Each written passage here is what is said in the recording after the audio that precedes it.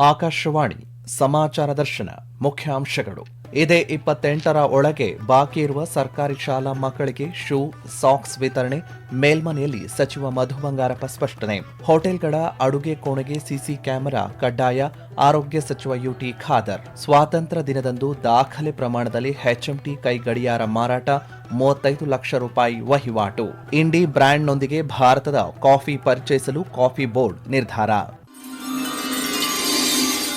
ಇದೇ 28ರೊಳಗೆ ಬಾಕಿ ಇರುವ ಸರ್ಕಾರಿ ಶಾಲಾ ಮಕ್ಕಳಿಗೆ ಶೂ, ಸಾಕ್ಸ್ ವಿತರಣೆ ಮಾಡಲಾಗುವುದು ಎಂದು ಸಚಿವ ಮಧು ಬಂಗಾರಪ್ಪ ಸ್ಪಷ್ಟಪಡಿಸಿದ್ದಾರೆ. ಮೇಲ್ಮನೆಯಲ್ಲಿ ನಡೆದ ಪ್ರಶ್ನೋತ್ತರ ಕಲಾಪದಲ್ಲಿ ಕಾಂಗ್ರೆಸ್ ಸದಸ್ಯೆ ಬಲ್ಕಿಸ್ ಬಾನು ಪ್ರಶ್ನೆಗೆ ಉತ್ತರಿಸಿದ ಸಚಿವರು, ಶಾಲೆಗೆ ಮಕ್ಕಳು ಹೆಚ್ಚಿನ ಸಂಖ್ಯೆಯಲ್ಲಿ ಬರುವಂತೆ ಆಕರ್ಷಿಸಲು ಸರ್ಕಾರ ಶೂ ಮತ್ತು ಸಾಕ್ಸ್ ನೀಡುತ್ತಿದೆ. ಇದರ ವಿತರಣೆಗೆ ನೋಡಲ್ ಅಧಿಕಾರಿ ನೇಮಿಸಿ ಸಮಸ್ಯೆ ಬಗೆಹರಿಸಲಾಗುವುದು ಎಂದು ಸದನದಲ್ಲಿ ಭರವಸೆ ನೀಡಿದ್ದಾರೆ. ರಾಜ್ಯಾದ್ಯಂತ ಆಹಾರ ಸುರಕ್ಷತೆ ಖಚಿತಪಡಿಸಿಕೊಳ್ಳಲು ಆರೋಗ್ಯ ಇಲಾಖೆ ಅಧಿಕಾರಿಗಳು ದಾಳಿ ಮುಂದುವರಿಸಲಿದ್ದಾರೆ ಎಂದು ಆರೋಗ್ಯ ಸಚಿವ ಯುಟಿ ಖಾದರ್ ತಿಳಿಸಿದ್ದಾರೆ. ಬೆಂಗಳೂರಿನಲ್ಲಿ ಸುದ್ದಿಗಾರರೊಂದಿಗೆ ಮಾತನಾಡಿದ ಅವರು, ಪಿಜಿಗಳು, ಹಾಸ್ಟೆಲ್ಗಳು, ಕ್ಯಾಟರಿಂಗ್ ಸೇವೆಗಳಿಗೂ ಆಹಾರ ಗುಣಮಟ್ಟದ ಪರಿಶೀಲನೆ ನಡೆಸಲಾಗುವುದು ಎಂದು ಹೇಳಿದ್ದಾರೆ. ಪಿಜಿಗಳಲ್ಲಿ ಸ್ವಚ್ಛತೆ ಕಾಪಾಡುವಂತೆ ತಿಳಿಸಿದ ಅವರು, ತಪ್ಪು ಮಾಡಿದರೆ ಕ್ಷಮಿಸುವ ಮಾತೇ ಇಲ್ಲ ಎಂದು ಎಚ್ಚರಿಕೆ ನೀಡಿದ್ದಾರೆ. ಸಾರ್ವಜನಿಕರು ದೂರು ನೀಡಲು ಅನುಕೂಲವಾಗುವಂತೆ ಹೋಟೆಲ್ಗಳು ಮತ್ತು ಮೆಡಿಕಲ್ ಸ್ಟೋರ್ಗಳಲ್ಲಿ ಕ್ಯೂಆರ್ ಕೋಡ್ ವ್ಯವಸ್ಥೆ ಪರಿಚಯಿಸಲಾಗುವುದು. ಹೋಟೆಲ್ಗಳ ಅಡುಗೆ ಕೋಣೆಯಲ್ಲಿ ಸಿಸಿ ಕ್ಯಾಮೆರಾ ಕಡ್ಡಾಯ ಮಾಡಲಾಗುವುದು ಎಂದು ಹೇಳಿದ್ದಾರೆ. ಇದೇ ವೇಳೆ ಪಾನ್, ಗುಟ್ಕಾ ಬ್ಯಾನ್ ಕುರಿತಂತೆ ಪ್ರತಿಕ್ರಿಯಿಸಿದ ಅವರು, ಆದೇಶ ಹಿಂಪಡೆದಿಲ್ಲ ಎಂದು ಸ್ಪಷ್ಟಪಡಿಸಿದ್ದಾರೆ. ಒಂದು ವೇಳೆ ನಿಷೇಧ ಮಾಡಿದರೆ ಅಡಿಕೆ ಬೆಳೆಗಾರರಿಗೆ ಯಾವುದೇ ಸಮಸ್ಯೆ ಇಲ್ಲ ಎಂದು ತಿಳಿಸಿದ್ದಾರೆ. ಸ್ವಾತಂತ್ರ್ಯ ದಿನಾಚರಣೆಯ ದಿನದಂದು ದಾಖಲೆ ಪ್ರಮಾಣದಲ್ಲಿ ಎಚ್ಎಂಟಿ ಗಡಿಯಾರಗಳ ಮಾರಾಟವಾಗಿದೆ. ಒಂದೇ ದಿನ ಸುಮಾರು 35 ಲಕ್ಷ ರೂಪಾಯಿಗೂ ಹೆಚ್ಚು ವಹಿವಾಟು ನಡೆದಿದೆ ಎಂದು ಕೇಂದ್ರದ ಬೃಹತ್ ಕೈಗಾರಿಕೆ ಮತ್ತು ಉಕ್ಕು ಖಾತೆ ಸಚಿವ ಎಚ್ಡಿ ಕುಮಾರಸ್ವಾಮಿ ತಿಳಿಸಿದ್ದಾರೆ. ಎಚ್ಎಂಟಿ ಗಡಿಯಾರಗಳ ಬಗ್ಗೆ ಜನರಲ್ಲಿ ಇವತ್ತಿಗೂ ಅಭಿಮಾನ ಮತ್ತು ಗೌರವ ಇದೆ. ಎಚ್ಎಂಟಿ ಗಡಿಯಾರ ಕಟ್ಟುವುದು ಎಂದರೆ ಹೆಮ್ಮೆ ಮತ್ತು ಪ್ರತಿಷ್ಠೆಯ ವಿಷಯವಾಗಿತ್ತು. ಆ ವೈಭವವನ್ನು ಮರಳಿ ತರುವುದು ತಮ್ಮ ಉದ್ದೇಶವಾಗಿದೆ ಎಂದು ಹೇಳಿದ್ದಾರೆ. ಕಾರ್ಖಾನೆಗೆ ಮರುಜೀವ ನೀಡುವ ಕುರಿತಂತೆ ಕೇಂದ್ರ ವಿತ್ತ ಸಚಿವೆ ನಿರ್ಮಲಾ ಸೀತಾರಾಮನ್ ಅವರೊಂದಿಗೆ ಮಾತುಕತೆ ನಡೆಸಲಾಗಿದೆ ಎಂದು ಸ್ಪಷ್ಟಪಡಿಸಿದ್ದಾರೆ. ಭಾರತದ ಕಾಫಿ ರಫ್ತು ಗಣನೀಯವಾಗಿ ಪ್ರಗತಿ ಸಾಧಿಸಿದ್ದು, 2021-22ರಲ್ಲಿ $1 ಶತಕೋಟಿ ನಷ್ಟಿದ್ದ ಕಾಫಿ ರಫ್ತು 2025-26ರಲ್ಲಿ $2 ಶತಕೋಟಿ ಮೀರಿದೆ ಎಂದು ಕಾಫಿ ಬೋರ್ಡ್ ಮುಖ್ಯ ಕಾರ್ಯನಿರ್ವಹಣಾ ಅಧಿಕಾರಿ ಕೂರ್ಮಾರಾವ್ ತಿಳಿಸಿದ್ದಾರೆ. ಬೆಂಗಳೂರಿನಲ್ಲಿ ಸುದ್ದಿಗಾರರೊಂದಿಗೆ ಮಾತನಾಡಿದ ಅವರು, ಭಾರತದ ಕಾಫಿ 140 ರಾಷ್ಟ್ರಗಳಿಗೆ ರಫ್ತಾಗುತ್ತಿದ್ದು, ಇದರಲ್ಲಿ 39% ಮೌಲ್ಯವರ್ಧಿತ ಕಾಫಿಯಾಗಿದೆ. ಕಾಫಿಯ ದೇಶೀಯ ಬೇಡಿಕೆ 20% ಹೆಚ್ಚಾಗಿದೆ ಎಂದು ಹೇಳಿದ್ದಾರೆ. ಈ ವರ್ಷದ ಏಪ್ರಿಲ್, ಜುಲೈ ನಡುವೆ 1.68 ಲಕ್ಷ ಟನ್ ಕಾಫಿ ಉತ್ಪಾದಿಸಲಾಗಿದೆ. 2025-26ರಲ್ಲಿ 3.73 ಲಕ್ಷ ಟನ್ ಉತ್ಪಾದನೆಯಾಗಿದ್ದ ಕಾಫಿ ಈ ವರ್ಷ 4 ಲಕ್ಷ ಟನ್ಗಿಂತ ಹೆಚ್ಚಾಗುವ ಸಾಧ್ಯತೆ ಇದೆ ಎಂದು ಹೇಳಿದ್ದಾರೆ. ಉತ್ಪಾದನಾ ಗುಣಮಟ್ಟ ನಿಗದಿಪಡಿಸಿ ಇಂಡಿ ಕಾಫಿ ಎಂಬ ಬ್ರ್ಯಾಂಡ್ನೊಂದಿಗೆ ಭಾರತದ ಕಾಫಿಯನ್ನು ಪರಿಚಯಿಸುವ ಪ್ರಯತ್ನ ನಡೆದಿದೆ. ಉತ್ಪಾದನೆ ಗುಣಮಟ್ಟ ನಿಗದಿಪಡಿಸುವಂತೆ ಸಂಸ್ಕರಣಾ ಗುಣಮಟ್ಟ ನಿಗದಿಪಡಿಸುವ ಪ್ರಕ್ರಿಯೆ ಜಾರಿಯಲ್ಲಿದೆ ಎಂದು ಅವರು ತಿಳಿಸಿದ್ದಾರೆ.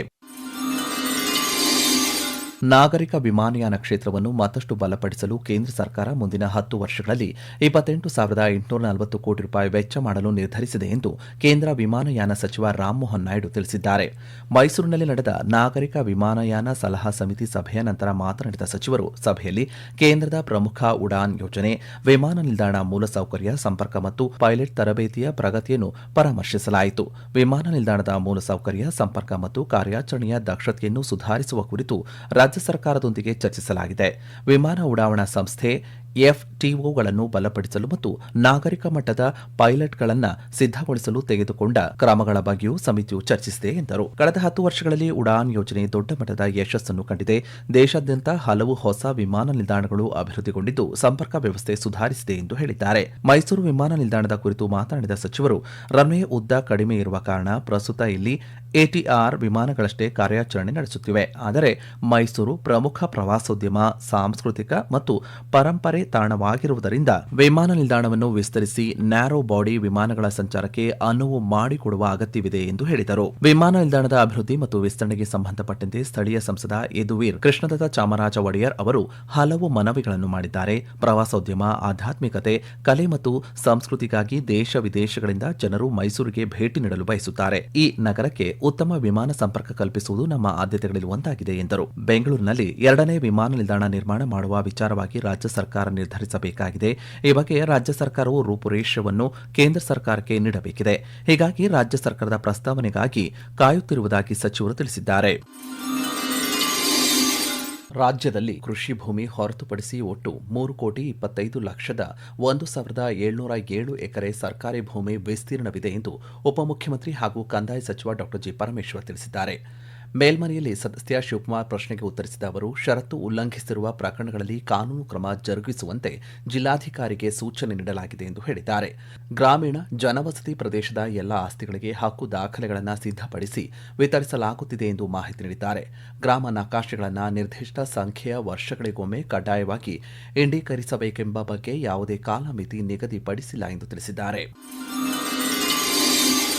ವಿಧಾನಸಭೆಯ ಕಲಾಪದಲ್ಲಿ ವಿರೋಧ ಪಕ್ಷಗಳ ಗದ್ದಲದ ನಡುವೆಯೇ 3 ವಿಧೇಯಕಗಳಿಗೆ ಅಂಗೀಕಾರ ನೀಡಲಾಯಿತು. 2026ನೇ ಸಾಲಿನ ಕರ್ನಾಟಕ ನಗರ ಪಾಲಿಕೆಗಳ ತಿದ್ದುಪಡಿ ವಿಧೇಯಕ, ಕರ್ನಾಟಕ ಅಪಾರ್ಟ್ಮೆಂಟ್ ಮಾಲೀಕತ್ವ ಮತ್ತು ನಿರ್ವಹಣೆ ವಿಧೇಯಕ 2026, ಕರ್ನಾಟಕ ಮುನ್ಸಿಪಾಲಿಟಿಗಳ ತಿದ್ದುಪಡಿ ವಿಧೇಯಕ 2026ಕ್ಕೆ ವಿಧಾನಸಭೆಯಲ್ಲಿ ಧ್ವನಿಮತದ ಮೂಲಕ ಅಂಗೀಕಾರ ದೊರೆತಿದೆ. ಕರ್ನಾಟಕ ಅಪಾರ್ಟ್ಮೆಂಟ್ ಮಾಲೀಕತ್ವ ಮತ್ತು ನಿರ್ವಹಣೆ ವಿಧೇಯಕ 2026ರನ್ನು ಗ್ರೇಟರ್ ಬೆಂಗಳೂರು ಅಭಿವೃದ್ಧಿ ಮತ್ತು ಸಂಸದೀಯ ವ್ಯವಹಾರಗಳ ಸಚಿವ ಕೃಷ್ಣ ಬೈರೇಗೌಡ ಸದನದಲ್ಲಿ ಮಂಡಿಸಿದರು. ಬಳಿಕ ಮಾತನಾಡಿದ ಅವರು, ಅಪಾರ್ಟ್ಮೆಂಟ್ ನಿವಾಸಿಗಳ ಸಮಸ್ಯೆಗಳಿಗೆ ಸೂಕ್ತ ಪರಿಹಾರ ಒದಗಿಸಲಾಗುವುದು ಮತ್ತು ಅಸೋಸಿಯೇಷನ್ ರಚಿಸಲು ಈ ಕಾಯ್ದೆ ಅನುಕೂಲವಾಗುತ್ತದೆ ಎಂದು ತಿಳಿಸಿದರು. ಬಳಿಕ ನಗರಾಭಿವೃದ್ಧಿ ಸಚಿವ ಯತೀಂದ್ರ ಸಿದ್ದರಾಮಯ್ಯ ಅವರ ಪರವಾಗಿ ಸಚಿವ ಕೃಷ್ಣ ಬೈರೇಗೌಡ 2026ನೇ ಸಾಲಿನ ಕರ್ನಾಟಕ ನಗರ ಪಾಲಿಕೆಗಳ ತಿದ್ದುಪಡಿ ವಿಧೇಯಕವನ್ನು ಸದನದಲ್ಲಿ ಮಂಡಿಸಿ ಧ್ವನಿ ಮತದಿಂದ ಅಂಗೀಕಾರ ಪಡೆದರು. ಅನಧಿಕೃತ ಬಡಾವಣೆಗಳಿಗೆ ಕಾನೂನುಬದ್ಧ ಮಾನ್ಯತೆ ನೀಡಿ ಅಲ್ಲಿನ ಕುಟುಂಬಗಳಿಗೆ ಮಾಲೀಕತ್ವದ ಭರವಸೆಯೊಂದಿಗೆ ಭೂ ಗ್ಯಾರಂಟಿ ನೀಡಲು ಈ ವಿಧೇಯಕ ಮಂಡಿಸಲಾಗಿದೆ ಎಂದರು. ಪೌರಾಡಳಿತ ಸಚಿವ ಎಚ್.ಸಿ. ಬಾಲಕೃಷ್ಣ ಕರ್ನಾಟಕ ಮುನ್ಸಿಪಾಲಿಟಿಗಳ ತಿದ್ದುಪಡಿ ವಿಧೇಯಕ 2026ರನ್ನು ಮಂಡಿಸಿದರು. ಮುನ್ಸಿಪಾಲಿಟಿ ವ್ಯಾಪ್ತಿಯಲ್ಲಿ ಅನಧಿಕೃತವಾಗಿ ನಿರ್ಮಾಣವಾದ ಬಡಾವಣೆಗಳ ರಸ್ತೆ ಮತ್ತು ಚರಂಡಿಗಳನ್ನು ಸರ್ಕಾರ ತನ್ನ ವಶಕ್ಕೆ ಪಡೆದು ಅಭಿವೃದ್ಧಿಪಡಿಸಲು ಈ ವಿಧೇಯಕ ಅವಕಾಶ ನೀಡುತ್ತಿದೆ ಎಂದರು. ಬಳಿಕ ಈ ವಿಧೇಯಕಕ್ಕೆ ಧ್ವನಿಮತದ ಮೂಲಕ ಸದನ ಒಪ್ಪಿಗೆ ನೀಡಿತು. ವಿವಿಧ ವಿಷಯಗಳನ್ನು ಮುಂದಿಟ್ಟುಕೊಂಡು ಪ್ರತಿಪಕ್ಷ ಸದಸ್ಯರು ನಡೆಸುತ್ತಿದ್ದ ಪ್ರತಿಭಟನೆ ನಡುವೆಯೇ ವಿಧೇಯಕಗಳ ಅಂಗೀಕಾರವಾಯಿತು. ಬಳಿಕ ಸಭಾಧ್ಯಕ್ಷ ಜೆಎಸ್ ಪಾಟೀಲ್ ಕಲಾಪವನ್ನು ಸೋಮವಾರಕ್ಕೆ ಮುಂದೂಡಿದರು. ರಾಜ್ಯದ ಕರಾವಳಿ ಮತ್ತು ಮಲೆನಾಡು ಭಾಗಗಳಲ್ಲಿ ಪ್ರವಾಸೋದ್ಯಮ, ಸ್ಥಳೀಯ ಆರ್ಥಿಕತೆ ಮತ್ತು ಉದ್ಯೋಗದ ಅವಕಾಶಗಳನ್ನು ಉತ್ತೇಜಿಸಲು ಹೊಸ ಪ್ರವಾಸೋದ್ಯಮ ನೀತಿಯನ್ನು ರೂಪಿಸಲಾಗುತ್ತಿದ್ದು, ಅದರ ಕರಡನ್ನು ಸೆಪ್ಟೆಂಬರ್ 7ರ ಒಳಗೆ ಸಿದ್ಧಪಡಿಸಲಾಗುವುದು ಎಂದು ಪ್ರವಾಸೋದ್ಯಮ ಸಚಿವ ಕೆಜೆ ಜಾರ್ಜ್ ತಿಳಿಸಿದ್ದಾರೆ. ವಿಧಾನಸೌಧದಲ್ಲಿ ಕರಾವಳಿ ಮತ್ತು ಮಲೆನಾಡು ಭಾಗದ ಜನಪ್ರತಿನಿಧಿಗಳೊಂದಿಗೆ ನಡೆಸಿದ ಸಭೆಯಲ್ಲಿ ಈ ನಿರ್ಧಾರ ಕೈಗೊಳ್ಳಲಾಗಿದ್ದು, ಶೀಘ್ರದಲ್ಲೇ ಮಂಗಳೂರಿನಲ್ಲಿ ನಡೆಯಲಿರುವ ಸಚಿವ ಸಂಪುಟ ಸಭೆಯಲ್ಲಿ ಅಂತಿಮ ರೂಪ ನೀಡುವ ಕುರಿತು ಚರ್ಚೆ ನಡೆಸಲಾಗುವುದು ಎಂದು ಹೇಳಿದ್ದಾರೆ. ಸಭೆಯಲ್ಲಿ ಹೂಡಿಕೆಗೆ ಏಕಗವಾಕ್ಷಿ ವ್ಯವಸ್ಥೆ, ಕರಾವಳಿ ನಿಯಂತ್ರಣ ವಲಯ ಸಿಆರ್ಜೆಡ್ ಹಾಗೂ ಅರಣ್ಯ ನಿಯಮಾವಳಿಗಳ ಸರಳೀಕರಣ ಮತ್ತು ಹೋಟೆಲ್ ಉದ್ಯಮ ವಿಸ್ತರಣೆಗೆ ಅನುಕೂಲಕರ ವಾತಾವರಣ ನಿರ್ಮಿಸುವ ಕುರಿತು ಹಲವು ಜನಪ್ರತಿನಿಧಿಗಳು ನೀಡಿದ ಸಲಹೆಗಳನ್ನು ಅಳವಡಿಸಿಕೊಳ್ಳಲು ನಿರ್ಧರಿಸಲಾಗಿದೆ. ರಾಜ್ಯದ ಯುವಕರ ಕೌಶಲ್ಯದಿಂದ ಕರ್ನಾಟಕ ವಿಶ್ವದಲ್ಲೇ ಹೊಸ ಸಂಶೋಧನೆಯ ತವರೂರಾಗಿದೆ ಎಂದು ಮುಖ್ಯಮಂತ್ರಿ ಡಿಕೆ ಶಿವಕುಮಾರ್ ತಿಳಿಸಿದ್ದಾರೆ. ವಿಧಾನಸೌಧದಲ್ಲಿ ನಡೆದ ವಿಶ್ವ ಯುವ ಕೌಶಲ್ಯ ದಿನಾಚರಣೆ ಉದ್ಘಾಟಿಸಿ ಮಾತನಾಡಿದ ಅವರು, ಕೌಶಲ್ಯವನ್ನು ಯಾರೂ ಕಸಿಯಲು ಸಾಧ್ಯವಿಲ್ಲ ಎಂದು ಅಭಿಪ್ರಾಯಪಟ್ಟಿದ್ದಾರೆ. ಕ್ಯಾಲಿಫೋರ್ನಿಯಾದಲ್ಲಿ 13 ಲಕ್ಷ ಐಟಿ ಇಂಜಿನಿಯರ್ಗಳಿದ್ದರೆ ಬೆಂಗಳೂರಿನಲ್ಲಿ 25 ಲಕ್ಷ ಐಟಿ ವೃತ್ತಿಪರರಿದ್ದಾರೆ ಎಂದು ತಿಳಿಸಿದ್ದಾರೆ. ಖಾಸಗಿ ವಲಯದಲ್ಲಿ ಉದ್ಯೋಗ ಮಾಹಿತಿ ನೀಡಲು ಯುವ ಸೇತು ಎಂಬ ಹೊಸ ಯೋಜನೆ ಜಾರಿಗೆ ತರಲು ಚಿಂತನೆ ನಡೆಸಲಾಗಿದೆ ಎಂದು ಸ್ಪಷ್ಟಪಡಿಸಿದ್ದಾರೆ. ಕೋಲಾರದ ವೇಮಗಲ್ ಕೈಗಾರಿಕಾ ಪ್ರದೇಶದಲ್ಲಿ ಕ್ರೋನ್ಸ್ ಕಂಪನಿಯು 16,000 ಚದರ ಮೀಟರ್ನಷ್ಟು ವಿಸ್ತಾರವಾದ ಉತ್ಪಾದನಾ ಘಟಕ ನಿರ್ಮಿಸಿದೆ. ಇದಕ್ಕಾಗಿ ಕಂಪನಿಯು 315 ಕೋಟಿ ರೂಪಾಯಿ ವಿನಿಯೋಗಿಸಿದ್ದು 400 ಉದ್ಯೋಗಗಳು ಸೃಷ್ಟಿಯಾಗಲಿವೆ ಎಂದು ಬೃಹತ್ ಮತ್ತು ಮಧ್ಯಮ ಕೈಗಾರಿಕಾ ಸಚಿವ ಎಂಬಿ ಪಾಟೀಲ್ ತಿಳಿಸಿದ್ದಾರೆ. ಪಾನೀಯ ದ್ರವ ಆಹಾರ ಸಂಸ್ಕರಣೆ ಮತ್ತು ಪ್ಯಾಕೇಜಿಂಗ್ ಕ್ಷೇತ್ರಗಳಲ್ಲಿ ಮುಂಚೂಣಿಯಲ್ಲಿರುವಂತಹ ಜರ್ಮನಿ ಮೂಲದ ಕ್ರೋನ್ಸ್ ಕಂಪನಿಯು ದಾಖಲೆ ಅವಧಿಯಲ್ಲಿ ನಿರ್ಮಿಸಿರುವಂತಹ ನೂತನ ಬಾಟ್ಲಿಂಗ್ ಯಂತ್ರಗಳ ಉತ್ಪಾದನಾ ಸ್ಥಾವರವನ್ನು ಉದ್ಘಾಟಿಸಿ ಅವರು ಮಾತನಾಡಿದರು. ಕಂಪನಿಗಳು ಸ್ಥಳೀಯ ಯುವ ಜನರಿಗೆ ವಿದ್ಯಾರ್ಹತೆಗೆ ತಕ್ಕ ಉದ್ಯೋಗ ನೀಡುವಂತೆ ತಿಳಿಸಿದ್ದಾರೆ. ಕೇವಲ 18 ತಿಂಗಳಲ್ಲಿ ಈ ಭವ್ಯ ಸ್ಥಾವರ ತಲೆ ಎತ್ತಿದೆ. ಇದೊಂದು ವಿಶಿಷ್ಟ ದಾಖಲೆಯಾಗಿದ್ದು ಹೂಡಿಕೆದಾರರಿಗೆ ಒಳ್ಳೆಯ ಸಂದೇಶ ರವಾನಿಸುತ್ತಿದೆ ಎಂದು ಅಭಿಪ್ರಾಯಪಟ್ಟಿದ್ದಾರೆ. ಈ ಘಟಕ ಭಾರತದ ಮಾರುಕಟ್ಟೆಗೆ ಉತ್ತಮ ಗುಣಮಟ್ಟದ ಎರ್ಗೋ ಬ್ಲಾಕ್ ಪ್ಯಾಕೇಜಿಂಗ್ ಯಂತ್ರಗಳನ್ನು ಉತ್ಪಾದಿಸಲಿದೆ ಎಂದು ತಿಳಿಸಿದ್ದಾರೆ. ಮೈಸೂರು ದಸರಾದಲ್ಲಿ 6 ಬಾರಿ ಚಿನ್ನದ ಅಂಬಾರಿ ಹೊತ್ತ 60 ವರ್ಷದ ಕ್ಯಾಪ್ಟನ್ ಅಭಿಮನ್ಯು ಆನೆಗೆ ಈ ಬಾರಿ ದಸರಾ ಜಂಬೂ ಸವಾರಿಯಲ್ಲಿ ಪಾಲ್ಗೊಳ್ಳಲು ಅವಕಾಶ ನೀಡಿ ರಾಜೋಚಿತ ಬೀಳ್ಕೊಡುಗೆ ನೀಡುವಂತೆ ಗ್ರಾಮೀಣಾಭಿವೃದ್ಧಿ ಮತ್ತು ಪಂಚಾಯತ್ ರಾಜ್ ಸಚಿವ ಈಶ್ವರ್ ಬಿ ಖಂಡ್ರೆ ಮನವಿ ಮಾಡಿದ್ದಾರೆ. ಈ ಕುರಿತಂತೆ ಅರಣ್ಯ ಸಚಿವ ರಾಮಲಿಂಗಾರೆಡ್ಡಿ ಅವರಿಗೆ ಪತ್ರ ಬರೆದಿರುವಂತಹ ಅವರು, ಅಭಿಮನ್ಯುಗೆ ನಾಡಿನಾದ್ಯಂತ ದೊಡ್ಡ ಅಭಿಮಾನಿ ಬಳಗವೇ ಇದೆ. ಏಕಾಏಕಿ ಅಭಿಮನ್ಯುವನ್ನು ದಸರಾ ಮಹೋತ್ಸವದಿಂದ ಹೊರಗಿಡುವ ಬದಲು ನಿಶಾನೆ ಆನೆಯಾಗಿ ಬಳಸಿ ರಾಜೋಚಿತ ಬೀಳ್ಕೊಡುಗೆ ನೀಡಬೇಕು ಎಂದು ಮನವಿ ಮಾಡಿದ್ದಾರೆ. ಈ ಬಾರಿ ದಸರಾ ಮಹೋತ್ಸವದಿಂದ ಅಭಿಮನ್ಯುವನ್ನು ಕೈಬಿಟ್ಟಿರುವುದು ಲಕ್ಷಾಂತರ ಅಭಿಮಾನಿಗಳಿಗೆ ಆಘಾತ ತಂದಿದೆ ಎಂದು ಪತ್ರದಲ್ಲಿ ತಿಳಿಸಿದ್ದಾರೆ. 59 ವರ್ಷ ವಯಸ್ಸಿನ ಅಭಿಮನ್ಯು 300ಕ್ಕೂ ಹೆಚ್ಚು ಆನೆ ಸೆರೆ ಕಾರ್ಯಾಚರಣೆ ಮತ್ತು 80ಕ್ಕೂ ಹೆಚ್ಚು ಹುಲಿ ಸೆರೆ ಕಾರ್ಯಾಚರಣೆಯಲ್ಲಿ ಪಾಲ್ಗೊಂಡಿದ್ದಾನೆ ಎಂದು ಈಶ್ವರ್ ಖಂಡ್ರೆ ಹೇಳಿದ್ದಾರೆ. ಜಿಬಿಎ ವ್ಯಾಪ್ತಿಯಲ್ಲಿ ಈವರೆಗೆ 964 ಕಿಲೋಮೀಟರ್ ಪಾದಚಾರಿ ಮಾರ್ಗಗಳ ಒತ್ತುವರಿಯನ್ನು ತೆರವುಗೊಳಿಸಲಾಗಿದೆ ಎಂದು ಗ್ರೇಟರ್ ಬೆಂಗಳೂರು ಅಭಿವೃದ್ಧಿ ಸಚಿವ ಕೃಷ್ಣ ಬೈರೇಗೌಡ ತಿಳಿಸಿದ್ದಾರೆ. ಬೆಂಗಳೂರಿನಲ್ಲಿ ನಡೆದ ವರ್ಚುವಲ್ ಸಭೆ ಉದ್ದೇಶಿಸಿ ಮಾತನಾಡಿದ ಅವರು, ಬಾಕಿ ಇರುವ ಒತ್ತುವರಿಗಳನ್ನು ಆಗಸ್ಟ್ ತಿಂಗಳ ಒಳಗಾಗಿ ತೆರವುಗೊಳಿಸುವಂತೆ ಸೂಚನೆ ನೀಡಿದ್ದಾರೆ. ಬೀದಿ ವ್ಯಾಪಾರಿಗಳು ಮತ್ತೆ ಒತ್ತುವರಿ ಮಾಡಿದರೆ ದುಪ್ಪಟ್ಟು ದಂಡ ವಿಧಿಸಲಾಗುವುದು ಎಂದು ಎಚ್ಚರಿಕೆ ನೀಡಿದ್ದಾರೆ. ತ್ಯಾಜ್ಯದಿಂದ ಸ್ವಾತಂತ್ರ್ಯ ಅಭಿಯಾನ ಪರಿಣಾಮಕಾರಿಯಾಗಿ ಅನುಷ್ಠಾನಗೊಳಿಸುವಂತೆ ನಿರ್ದೇಶನ ನೀಡಿದ್ದಾರೆ. ಬೆಂಗಳೂರಿನ ಇಟಲಿಯ ಕಾನ್ಸುಲೇಟ್ ಜನರಲ್ ಮತ್ತು ಬೆಂಗಳೂರಿನ ರಾಷ್ಟ್ರೀಯ ಆಧುನಿಕ ಕಲಾ ಸಂಗ್ರಹಾಲಯ ಕೇಂದ್ರ ಸಂಸ್ಕೃತಿ ಸಚಿವಾಲಯದ ಸಹಯೋಗದಲ್ಲಿ ತಾಯಿಯೊಬ್ಬಳು ಮಾತೃಭಾಷೆ ಹಲವು ಪ್ರದರ್ಶನ ಪ್ರಸ್ತುತಪಡಿಸುತ್ತಿದೆ. ಸೆಪ್ಟೆಂಬರ್ 20ರವರೆಗೆ ಬೆಂಗಳೂರಿನ ರಾಷ್ಟ್ರೀಯ ಆಧುನಿಕ ಕಲಾ ಸಂಗ್ರಹಾಲಯದಲ್ಲಿ ಕಲಾಕೃತಿಗಳ ಪ್ರದರ್ಶನ ಜರುಗಲಿದೆ.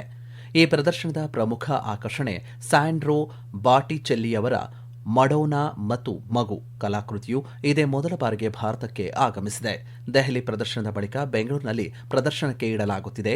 ಈ ಕಲಾಕೃತಿಯು ಪುನರುಜ್ಜೀವನ ಕಾಲದ ಕಲಾವಿದರೊಬ್ಬರ ಕಲಾಕೃತಿಗಳ ಜೊತೆಗೆ ಪುರಾತನ ಎಟ್ರುಸ್ಕನ್ ಶಿಲ್ಪಗಳು ಮತ್ತು ಭಾರತದ ಧಾರ್ಮಿಕ ಕಲಾಕೃತಿಗಳು ಒಂದೇ ನೆಲೆಯಲ್ಲಿ ಪ್ರದರ್ಶನಗೊಳ್ಳಲಿವೆ.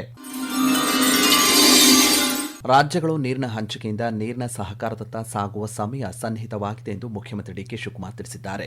ತಮಿಳುನಾಡಿನ ಮಹಾಬಲಿಪುರಂನಲ್ಲಿ ಕೇಂದ್ರ ಗೃಹ ಸಚಿವ ಅಮಿತ್ ಶಾ ಅಧ್ಯಕ್ಷತೆಯಲ್ಲಿ ನಡೆದ ದಕ್ಷಿಣ ವಲಯ ಮಂಡಳಿಯ 31ನೇ ಸಭೆಯಲ್ಲಿ ಪಾಲ್ಗೊಂಡು ಮಾತನಾಡಿದ ಅವರು, ಕಾವೇರಿ, ಕೃಷ್ಣ, ತುಂಗಭದ್ರಾ, ಪೆನ್ನಾರ್ ಮತ್ತು ಪಾಲಾರ್ ನದಿಗಳು ರಾಜಕೀಯ ಗಡಿಗಳನ್ನು ಮೀರಿದ ಜೀವನಾಡಿಗಳಾಗಿದ್ದು, ಸಮಾನತೆ, ಪಾರದರ್ಶಕತೆ ಮತ್ತು ಸಹಕಾರ ಎಂಬ 3 ತತ್ವಗಳ ಆಧಾರದ ಮೇಲೆ ಕರ್ನಾಟಕ ತನ್ನ ನೆರೆ ರಾಜ್ಯಗಳ ಹಕ್ಕುಗಳನ್ನು ಗೌರವಿಸುತ್ತಾ ಬಂದಿದೆ ಎಂದು ಹೇಳಿದ್ದಾರೆ. ಇದೇ ವೇಳೆ ಮುಖ್ಯಮಂತ್ರಿ ದಕ್ಷಿಣ ರಾಜ್ಯಗಳಿಗೆ ನ್ಯಾಯಯುತ ತೆರಿಗೆ ಪಾಲು ಮತ್ತು ಕೇಂದ್ರ ಅನುದಾನ ಒದಗಿಸುವಂತೆ ಕೇಂದ್ರ ಸರ್ಕಾರಕ್ಕೆ ಆಗ್ರಹಿಸಿದರು. ಕರ್ನಾಟಕ ಬಲಿಷ್ಠವಾದಾಗ ದಕ್ಷಿಣ ಭಾರತ ಮತ್ತು ಇಡೀ ದೇಶ ಬಲಿಷ್ಠವಾಗುತ್ತದೆ. ಈ ಹಿನ್ನೆಲೆ ದಕ್ಷಿಣ ಭಾರತಕ್ಕೆ ದೊರೆಯಬೇಕಾದ ನ್ಯಾಯಯುತ ಅನುದಾನವನ್ನು ಕೇಂದ್ರ ಸರ್ಕಾರ ನೀಡಬೇಕಾಗಿದೆ ಎಂದರು. ದೇಶದ ಒಟ್ಟು ಜನಸಂಖ್ಯೆಯ 20% ದಕ್ಷಿಣದ ರಾಜ್ಯಗಳು ದೇಶದ ಜಿಡಿಪಿಗೆ 33% ಕೊಡುಗೆ ನೀಡುತ್ತಿವೆ. ದೇಶದ ಆರ್ಥಿಕತೆಯಲ್ಲಿ ಪ್ರಮುಖ ಚಾಲಕ ಶಕ್ತಿಯಾಗಿರುವ ಕರ್ನಾಟಕ ತಲಾ ಜಿಡಿಪಿ ಮತ್ತು ಸಾಫ್ಟ್ವೇರ್ ರಫ್ತಿನಲ್ಲಿ ಮುಂಚೂಣಿಯಲ್ಲಿದ್ದು, ಇಂತಹ ಪ್ರಗತಿಪರ ರಾಜ್ಯಗಳಿಗೆ ದಂಡ ವಿಧಿಸದೆ ಪ್ರೋತ್ಸಾಹ ನೀಡಬೇಕಿದೆ ಎಂದರು. 15ನೇ ಹಣಕಾಸು ಆಯೋಗದ ಅವಧಿಯಲ್ಲಿ ಕರ್ನಾಟಕದ ತೆರಿಗೆ ಪಾಲು ಕಡಿತಗೊಂಡು ರಾಜ್ಯಕ್ಕೆ ಸುಮಾರು 65,000 ಕೋಟಿ ರೂಪಾಯಿಗಳಷ್ಟು ನಷ್ಟ ಉಂಟಾಗಿದೆ ಎಂದು ತಿಳಿಸಿದರು. ರಾಜ್ಯದಲ್ಲಿ ನಕಲಿ ಮತ್ತು ಕಳಪೆ ಔಷಧಗಳ ಮಾರಾಟ ಮತ್ತು ಪೂರೈಕೆಯನ್ನು ತಡೆಯಲು ಸಾರ್ವಜನಿಕರು ಮಾಹಿತಿ ನೀಡಬೇಕೆಂದು ಆರೋಗ್ಯ ಸಚಿವ ಯುಟಿ ಖಾದರ್ ಮನವಿ ಮಾಡಿದ್ದಾರೆ. ವಿಶ್ವಾಸಾರ್ಹ ಮಾಹಿತಿ ನೀಡುವ ಸಾರ್ವಜನಿಕರಿಗೆ 10,000 ರೂಪಾಯಿಗಳಿಂದ 50,000 ರೂಪಾಯಿಗಳವರೆಗೆ ನಗದು ಬಹುಮಾನ ನೀಡುವುದಾಗಿ ಘೋಷಣೆ ಮಾಡಲಾಗಿದ್ದು, ರಾಮನಗರದಲ್ಲಿ 5 ಕೋಟಿ ರೂಪಾಯಿ ಮೌಲ್ಯದ ನಕಲಿ ಔಷಧ ಜಾಲ ಪತ್ತೆಯಾದ ಬೆನ್ನಲ್ಲೇ ಈ ಕ್ರಮ ಕೈಗೊಳ್ಳಲಾಗಿದೆ. ಸಿಬ್ಬಂದಿ ಕೊರತೆ ಇರುವುದರಿಂದ ಈ ಅಕ್ರಮ ಜಾಲ ನಿರ್ಮೂಲನೆಗೆ ಸಾರ್ವಜನಿಕರ ಸಹಕಾರ ಅತ್ಯಗತ್ಯ ಎಂದಿರುವ ಅವರು 1902 ಸಹಾಯವಾಣಿ ಅಥವಾ ಇಲಾಖೆಯ ಕ್ಯೂಆರ್ ಕೋಡ್ ಮೂಲಕ ಮಾಹಿತಿ ನೀಡಬಹುದು ಮತ್ತು ಮಾಹಿತಿ ನೀಡಿದವರ ಗುರುತನ್ನು ಗೌಪ್ಯವಾಗಿ ಇಡಲಾಗುವುದು ಎಂದು ತಿಳಿಸಿದ್ದಾರೆ. ಭಾರತ ಸರ್ಕಾರದ ವಾರ್ತಾ ಶಾಖೆ ಬೆಂಗಳೂರು ಹಾಗೂ ಉತ್ತರ ಕನ್ನಡ ಜಿಲ್ಲಾಡಳಿತ ವಾರ್ತಾ ಮತ್ತು ಸಾರ್ವಜನಿಕ ಸಂಪರ್ಕ ಇಲಾಖೆಯ ಸಂಯುಕ್ತಾಶ್ರಯದಲ್ಲಿ ಕಾರವಾರದ ಜಿಲ್ಲಾಧಿಕಾರಿಗಳ ಕಚೇರಿಯ ಸಭಾಂಗಣದಲ್ಲಿ ಕೇಂದ್ರ ಪುರಸ್ಕೃತ ಯೋಜನೆಗಳ ಕುರಿತು ಮಾಧ್ಯಮ ಪ್ರತಿನಿಧಿಗಳಿಗೆ ವಾರ್ತಾಲಾಪ ಕಾರ್ಯಾಗಾರ ಹಮ್ಮಿಕೊಳ್ಳಲಾಗಿತ್ತು. ಉತ್ತರ ಕನ್ನಡ ಜಿಲ್ಲಾಧಿಕಾರಿ ಲಕ್ಷ್ಮೀಪ್ರಿಯಾ ಹಾಗೂ ಪಿಐಬಿ ಹೆಚ್ಚುವರಿ ಮಹಾನಿರ್ದೇಶಕ ಎಸ್ಜಿ ರವೀಂದ್ರ ಕಾರ್ಯಕ್ರಮ ಉದ್ಘಾಟಿಸಿದರು.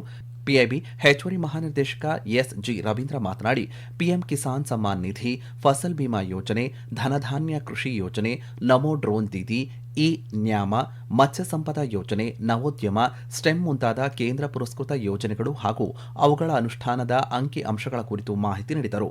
ಕೇಂದ್ರ ಹಾಗೂ ರಾಜ್ಯ ಸರ್ಕಾರದ ಸಹಯೋಗದಲ್ಲಿ ಅನುಷ್ಠಾನಗೊಳ್ಳುವ ಹಲವು ಯೋಜನೆಗಳು ಎಲ್ಲಾ ವ್ಯಕ್ತಿಗಳಿಗೂ ತಲುಪಬೇಕು. ಈ ನಿಟ್ಟಿನಲ್ಲಿ ಮಾಧ್ಯಮದವರು ಕಾರ್ಯನಿರ್ವಹಿಸಬೇಕು ಎಂದು ಕರೆ ನೀಡಿದರು. ಇದುವರೆಗೂ ಸಮಾಚಾರ ದರ್ಶನ ಕೇಳಿದಿರಿ.